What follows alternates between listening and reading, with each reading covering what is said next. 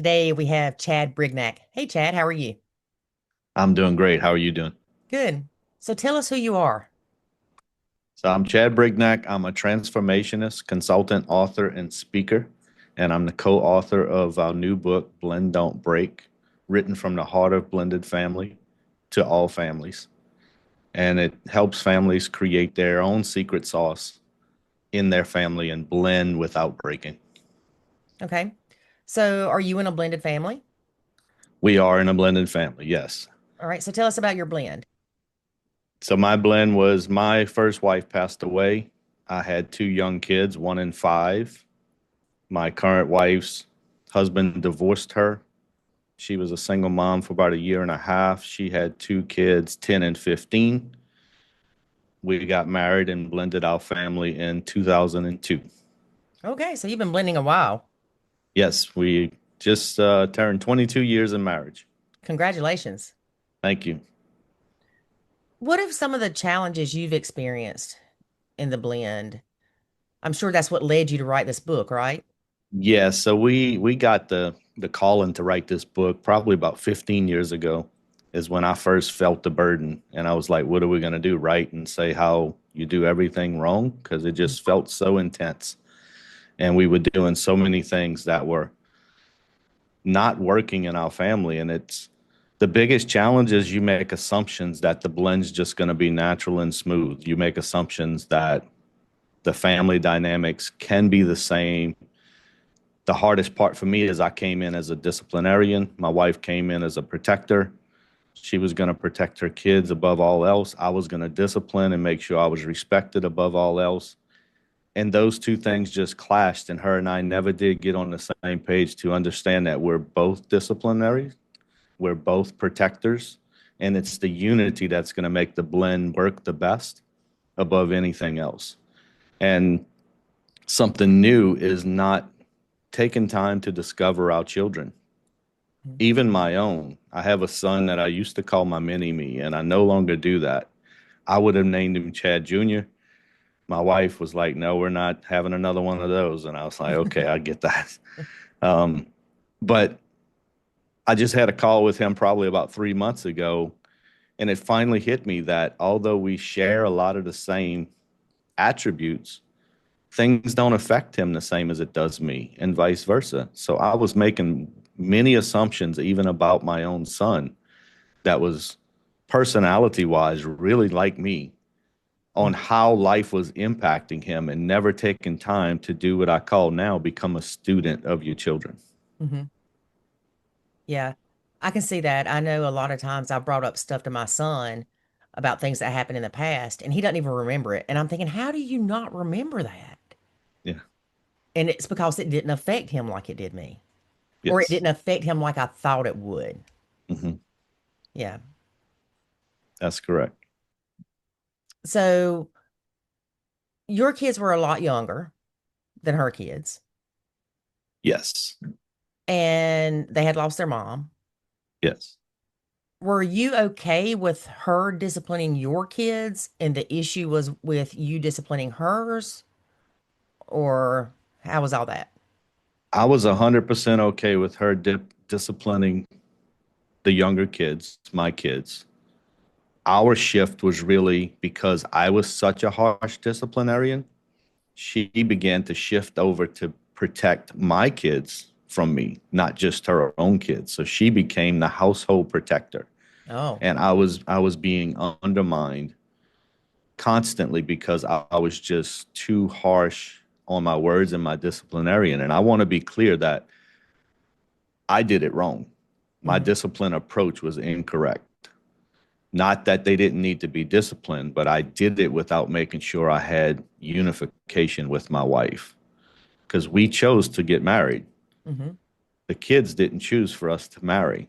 right. And we are to put our spouse above our children. So these statements that my kids are going to come first no matter what, when you enter the marriage like that, you're already setting yourself for opportunities to fail, because there's never going to be any unity in certain situations. So that's one thing that we did incorrectly, that I made assumptions that she would just get on board with my disciplinary and that her protection would fall away. Mm-hmm. And the more I disciplined, the more she protected, the more she protected, the more I disciplined, the more disrespect I felt. And it's just that downhill spiral that Right. continued in our marriage. And we would have great conversations behind closed doors. We would have difficult conversations, but also great conversations behind closed doors. But as you'll read in the book, the environment we created that our kids saw was that I was the controller and she was weak. Mm-hmm. And that's just not what our marriage was, but that was their perspective. So her kids, as they got older, obviously, naturally wanted to protect their mom from me. Mm-hmm. So that's just a natural So did they tendency. just And think you all were of just a that, mean person? Were you just hateful? not all the time mean, but controlling. Like Okay. all the rules in the house were mine. And we didn't make any decisions together. And my wife now didn't have any say so in those decisions, which was not accurate Mm-hmm. all the time. When I was pushed against the wall, yes, I did put my feet in the sand and become that authority Mm-hmm. in order to move things forward. And they saw that in in view in the household. Mm-hmm. And what it is, it's just that constant spiral. It's that my wife didn't feel loved, I didn't feel respected. She didn't feel loved, I didn't feel respected. And you just keep going down, down, down, and you don't realize how deep you've gotten. And everything we tried was just band-aids on that. So my focus is really about the best place to start is unity in your marriage. And then you have a message that goes out to the kids collectively. And then you start to gain influence in your house. That's the thing that's missing a lot of times in a blended family is you don't necessarily have authority. Kids don't just offer that to you, but we parent from a place of authority and we don't realize the opportunity to parent from a place of influence.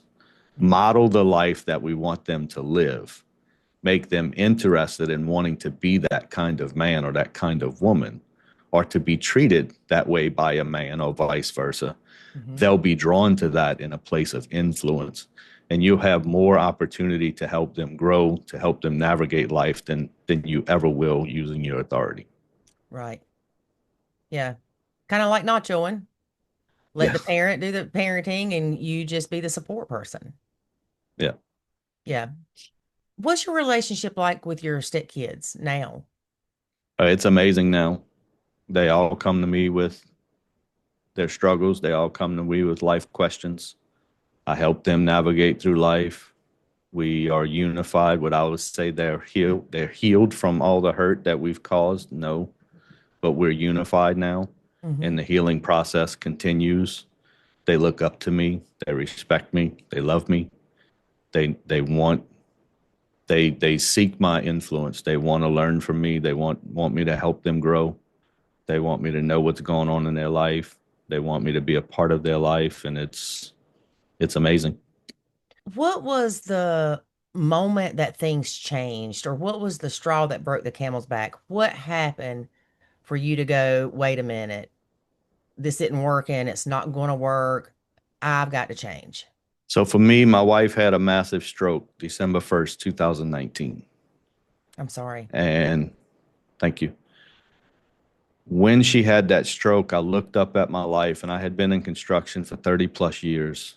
And my buildings and bridges and homes are across multiple states. And you could see the landscapes of all of that success, if you would call it from the world's perspective. But when I looked up and I saw where my marriage was just days before that happened, I saw the arguments we got into just weeks before the stroke happened. And I knew how distant my kids had become because I had become unapproachable. And at that time, our youngest was wayward from home. She had been gone for 3 plus years before she returned. She returned in 2021 back to our family. And I looked up and I go, I don't have a legacy. I got all of these things I built and I nearly destroyed my family. And I took full responsibility for that because I do believe that when I said yes to marry Jadelle, I said yes to be the father of my two oldest kids.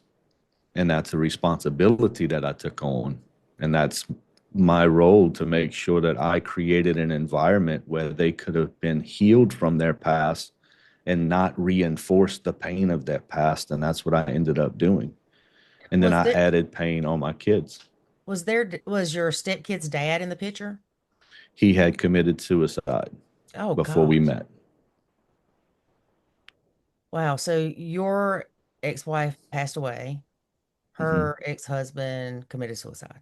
Yes. Wow. That's a lot for his those kids to go through. Both of them. All of them. Yes. Yeah. And, all of these situations are a lot for them to go through, right? So we have to create environments where they can be heard, where they can find a place to be healed. Um, I was just on a podcast the other day and I told this story. If you ever seen a large tree replanted or moved, they take a big machine and they just sever the root system off and they take a certain amount of the root system with it. Hmm. Well, you have to dig a hole twice the size to put that tree back in, and then you fill it with fresh soil. Too many times, if you don't dig that hole big enough, or the soil isn't loose enough, or you don't water it, or fill it back as it goes down, or nurture it, whatever, that tree is going to die. And with kids, we sever them from an environment. We put them in a new environment without over digging the hole. We want to immediately say, okay, this is the new environment, grow.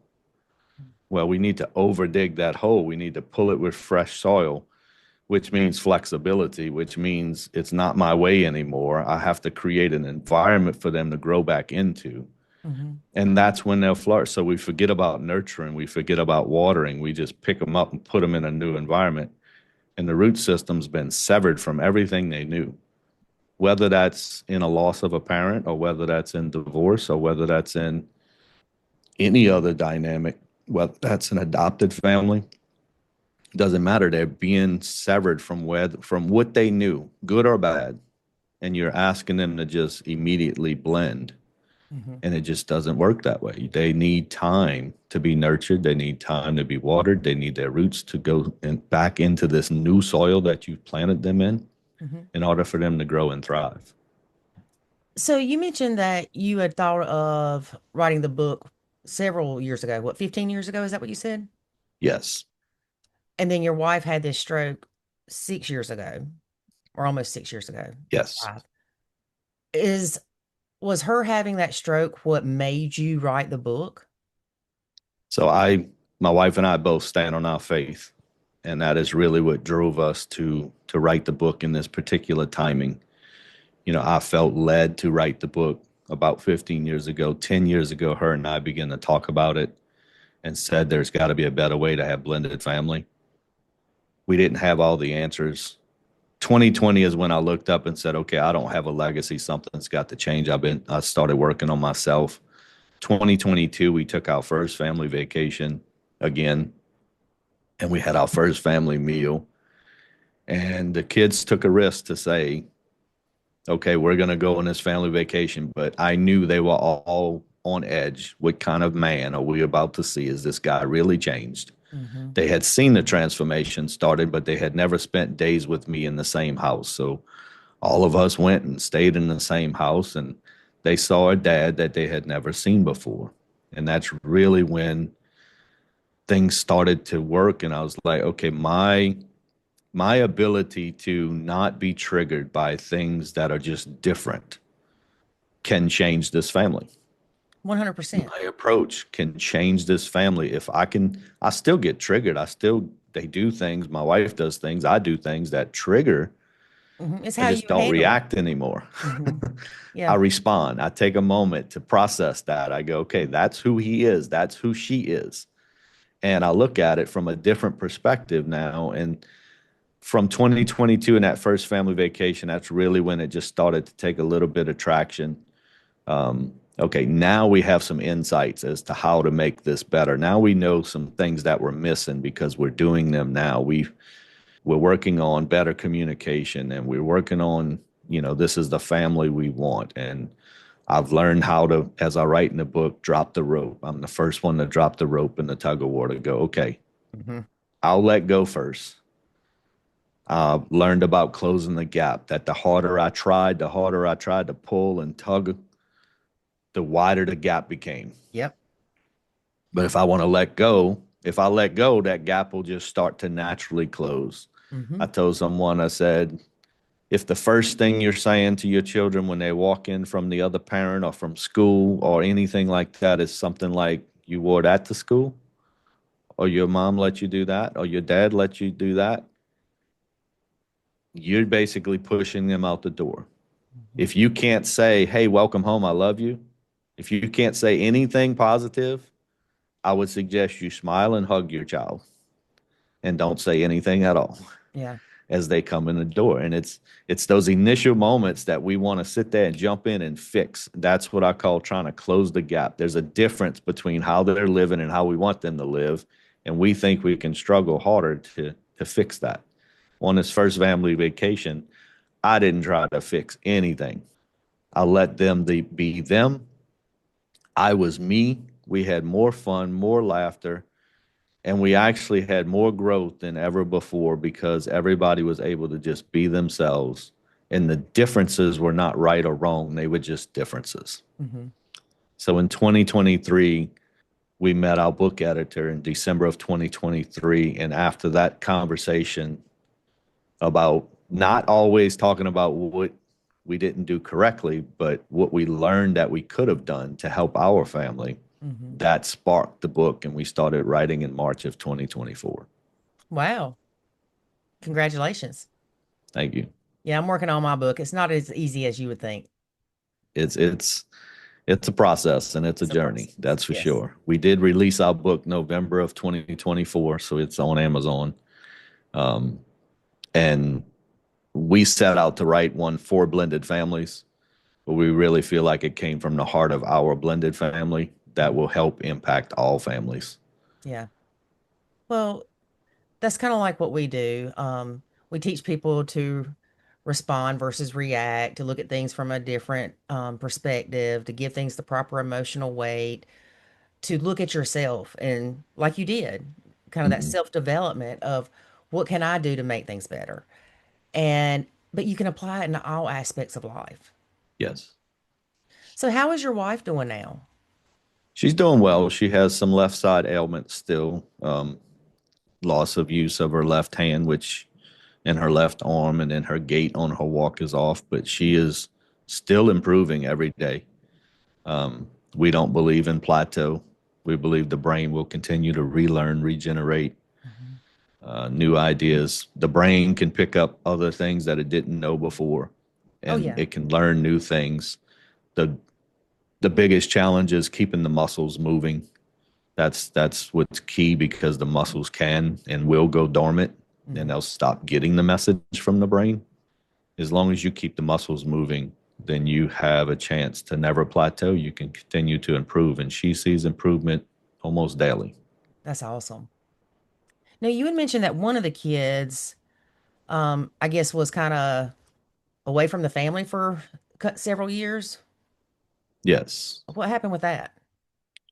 So her story is actually in our book because each of our children have a chapter where we interview them and they're able to share their perspective of our blended family.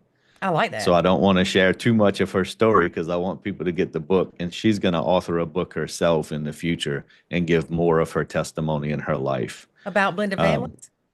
about her life, which she chose, the pathway she chose, Yeah. and why she left home. So she Oh, I can was, get her on the podcast as a step kid. yeah, she was just 2 years old when we got married. She had two parents as far as we knew, but we did a poor job in celebrating their parents. We did a poor job in communicating their parents. We didn't talk about my first wife. We didn't talk about Jadel's first You husband. didn't You acknowledge know, that there were other yeah, parents. his came with some negative things because of the choices he made, and I wasn't able to find the positive. And my marriage ended. It was a good marriage. So when she passed, we were happily married. So there's some levels of a replacement factor there that we were struggling with, both me and my wife. And So we didn't talk about him much. So she got information about, Karen was her name. She got information about her mom from other places, and she began to take on other people's emotional baggage in addition to her own. And I didn't do a good job of creating an environment to celebrate both parents, which I am an advocate for now. Whether you ended in a horrible divorce or it was a death, you have to find a way to celebrate the positive about the other parent. If you want to have the best environment in your home, you cannot have an environment that either removes them or puts a negative environment about them around you. If you want different, you got to actually act different in order to create a very positive environment. And I'm not saying it's easy. We Mm-hmm. had our own struggles and we failed at it. And because we failed at that one thing, I believe because I didn't share her mom with her and she picked up that baggage someplace else, that became hurt that started at a very young age. And she was one that would rebel on the inside, not on the outside, until the age of 16 and the rebellion started to come on the outside. She chose a lifestyle that we didn't agree with, being in a Christian home. We had conversations about it. We just simply wanted her to be honest with herself and with us. As she began to lie and deceive, she felt judged and challenged and unaccepted, and just that another one of those spirals. So she bolted, and she was gone for about 3.5 years. Oh, wow. We're still in conversations about what caused her to return, but she went to a woman's recovery home and got back in her faith with Christ, and he changed her life, and they showed her a love that she had never seen before. And that love is what allowed her to make the transition. Now she returned to us. We the ones that flew her back home. So there was still a level of authority, love, influence, those things that were there. It was just very, very deep Mm-hmm. and very, very distant behind a bunch of walls of pain and hurt. And it's her story has a lot to do with my growth as well, because she came back in 2021. I saw her life being transformed. So I knew my life could continue to be transformed. And it's just been so much growth. I grow now from conversations with my grandkids. We have a grandson that is the sweetest kid you ever meet. And his heart of compassion is one of the reasons why I teach on compassionate leadership, because he has helped me to change my life. Now, that took me being open and transparent to go, okay, I can learn from a 9-year-old, an 8-year-old, he's now 10 years old. I can learn from everyone Mm-hmm. if I'm open and honest with myself. And now I have the privilege of teaching on compassionate leadership. Whereas if you look back just 10 years, I was not a compassionate person, not at work, not at home. So her life journey really put us in a place of discovery and wondering. We moved from pointing the finger at her to being fully at fault, to pointing the finger at ourselves to say, what role did we play in her feeling like this was the only way out? This was the Right. only way to find love. This was the only way to find acceptance, was to make such a difficult choice. Right. And that's what we had to face. Yeah. Did you feel like, I know when somebody passes, they turn into a saint. They could be the most horrible person in the world and they pass away and all of a sudden everything bad they did was forgotten. Mhm.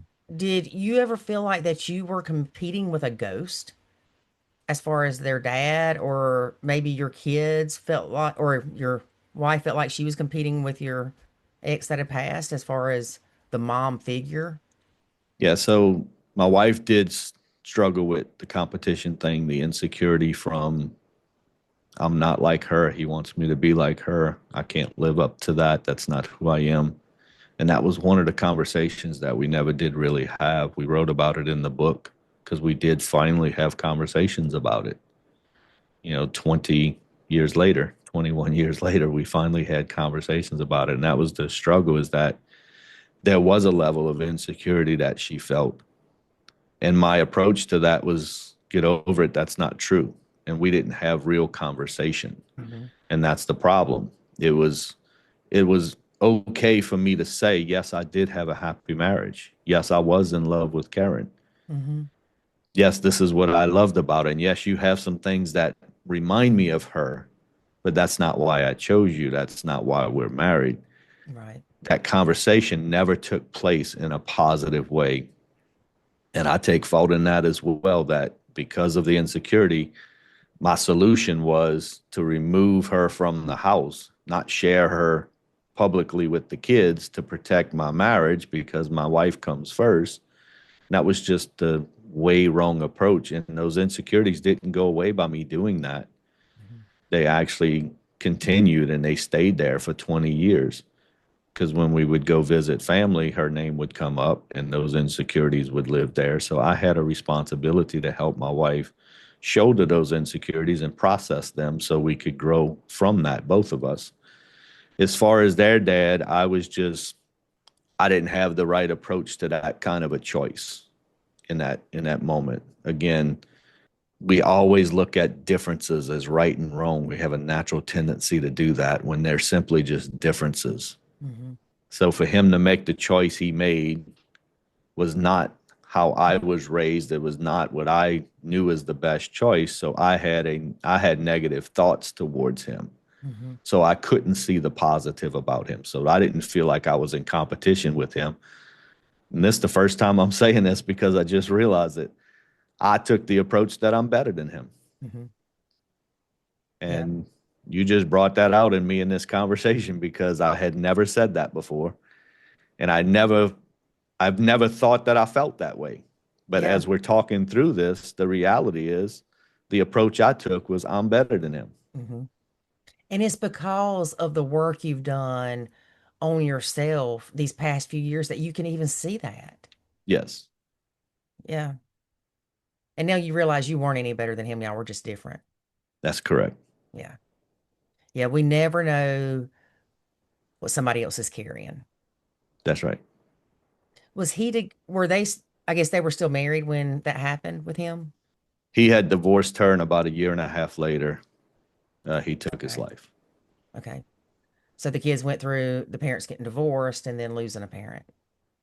Yes. And they could have easily blamed that on their mom of you left dad. I mean, I'm just speculating all kind of stuff, but you left dad and then he's no longer here and it's your fault.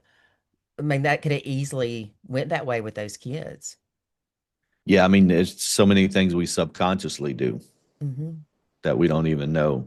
Um, and that's why I say that's why we have to create an environment for healing Hmm. because we don't know how they took that. We don't know where the blame lies unless they say it. Right.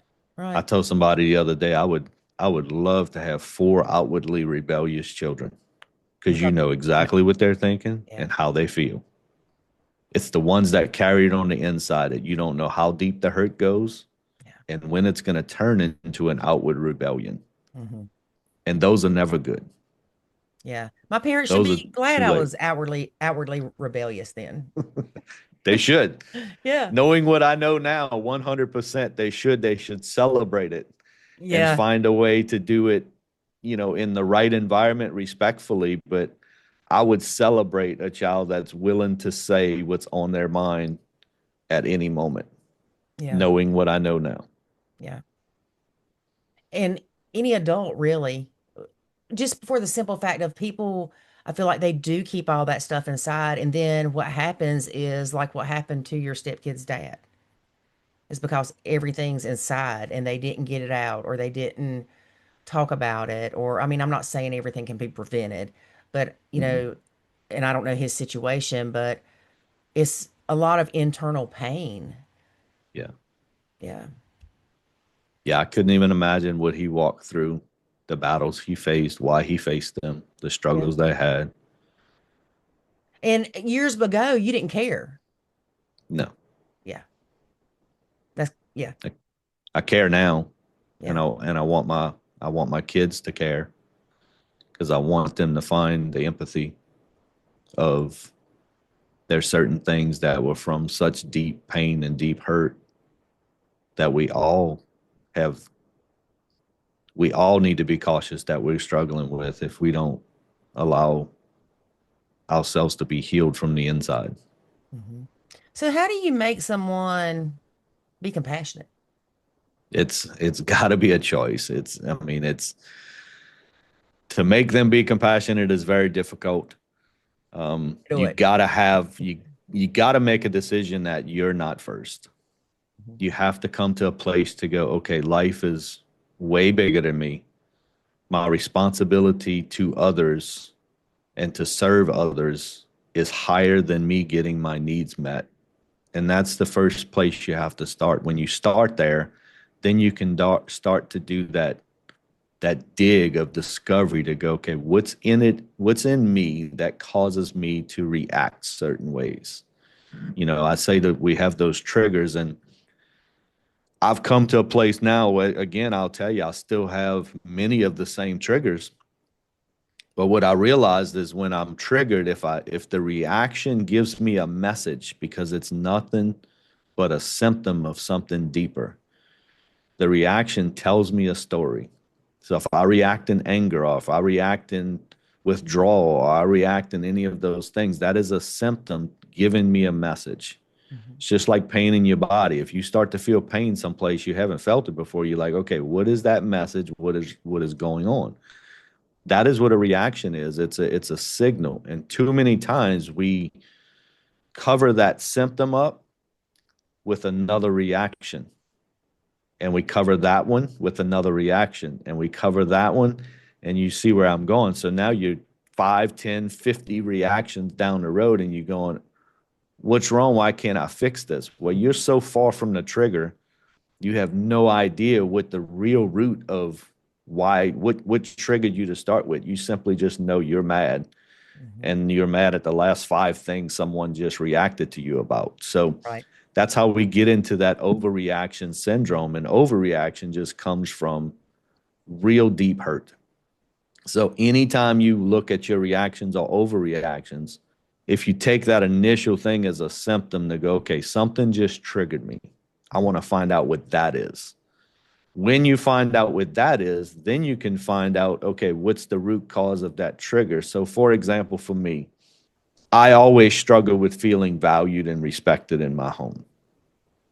And I would get triggered by the simplest things, by somebody eating my ice cream, somebody doing something. It would be and I would go straight to overreact.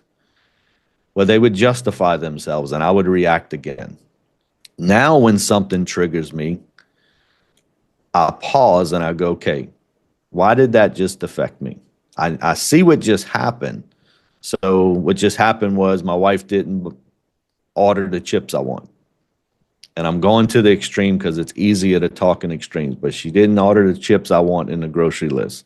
So they didn't show up. I go to eat chips, there's no chips. Well, I immediately have a trigger. Mhm. Well, in the past, I would say, why I don't have chips? Now I go, okay, I just got triggered for not having chips. It's chips. It's the stupidest thing. So why is that bothering me? Well, it bothers me because I'm getting a message that she doesn't value me. Is it true that she doesn't value me? No, that's not true. So why do I feel that way? And I go the other way, and I dig deeper instead of going the opposite way in the reaction and overreaction. I go the other way, and I dig inside myself to try to find the root cause of why a missing bag of chips can turn into an explosion. Mhm. And I think people deal with that all the time. They deal with it in marriage, they deal with it in their families, in blended families. Kids react that way, parents react that way. We have to model the example first. So, compassion, which embodies servant leadership, it embodies empathy, it embodies sympathy, it embodies you going first. And it's risky, and most people won't walk in compassion because they don't want to take the risk. I'm going to get hurt, I'm going to get offended, my needs aren't going to get met. And I'm here to say you're right. All of those things are going to happen. But what you do with those is your choice. Mhm. You can take on offense and not live in offense. You can Right. take on disrespect and not be disrespected. Hmm. That is all based on your maturity level as a person. And when you grow in maturity, you can grow in compassion. And the more you grow in compassion, I will challenge you that the more you will actually grow in maturity, the stronger you will become, not the weaker. That's the other part. A lot of people go, okay, compassion is weakness. No, it's not. It's strength. Hmm. It's the total opposite of weakness. It is strength. When I am willing to lay my life aside for the needs of others in a compassionate approach, I'm stronger for doing that than I'll ever be weaker for doing that. Right. What's the relationship like with your step kids and bio kids? Because there's a pretty good age gap. 5, 10 years. Yeah, so they are now 37, 33, 27, and 24. So 13 years from girl to girl. Um, and either way, it's girl, boy, boy, girl. So from girl to girl, it's 13 years. The two boys are 6 years. 6 years apart. Um, they all get along great. The oldest, she loved the big sister. Um, that was really fun for her, the big sister part. There's some things that we did that didn't help that. I believe we felt we had a instant babysitter, which was the wrong approach. Yep. We put responsibilities on her that wasn't hers. Hmm. It just came naturally. She adopted to them really easily. They adopted to her really easily. So it just came natural. But when we look back, we go, we shouldn't have done. Does she never watch them or babysit? No. But her inclusion in how much she wants to and how much she's willing to should have mattered. And it didn't really, we never asked. Right. And that's the wrong approach. But their relationship is amazing. The two girls, they talk all the time. Um, we just visited our son and his lovely family a couple weeks ago, and he had told me he was just talking to his brother for the past week and a half. So they talk all the time. They get along well. They love one another. They're there for each other. They are all so different, Hmm. and they find a way to love each other through the differences. It doesn't matter whether they agree with their choices or don't agree with their choices. They're just walking in love with each other. Yeah. So, what is one piece of advice you would give someone that's getting ready to get into a blended family? The greatest piece of advice that I can give is to focus on the patterns and the behaviors that you picked up along the journey. In the book, we talk about learned behaviors and personal vows. Learned behaviors are the automated things that you picked up all through life, childhood, through your first marriage, other relationships, and you just do those things on autopilot. And then personal vows are those vows you made to yourself that you will never or you will always be something or do something. And normally we get those from hurts and hangups of our past. We're trying to right a wrong in our own life. Hmm. So if someone was verbally abusive, you may say, I'll never yell at my kids. Those never and always statements box you into a place where God has no room to move in your home and it has no room for a safe space, and your environment ends up having stakes in the ground that are not movable. You have to be willing to let those go. My biggest piece of advice would be to discover what those two things are: your learned behaviors, your personal vows. Have a conversation with your future spouse about those, and find a way to create unity in how you're going to move into your blended family together. Because if you both walk in with those learned behaviors and personal vows, what you're walking in with is unspoken expectations. Hmm. You're walking in with a bag full of all of these expectations that the other person has no idea is there. I teach, this goes in line with this, but I teach a course on unpack before you pack. Hmm. You're about to come in here with all this luggage. So it's just like you came home from a trip and you had all your dirty clothes and all your bags all packed and all your luggage together, you turn around, take those same bags and say, okay, let's take the next trip. You never open it. You never clean it up. You never repack it. And then you go on this new journey where you find out you get to where you're going. You got dirty laundry. You got the wrong clothes. You went from a winter vacation to a beach vacation. You got the wrong clothes. You got all of these things.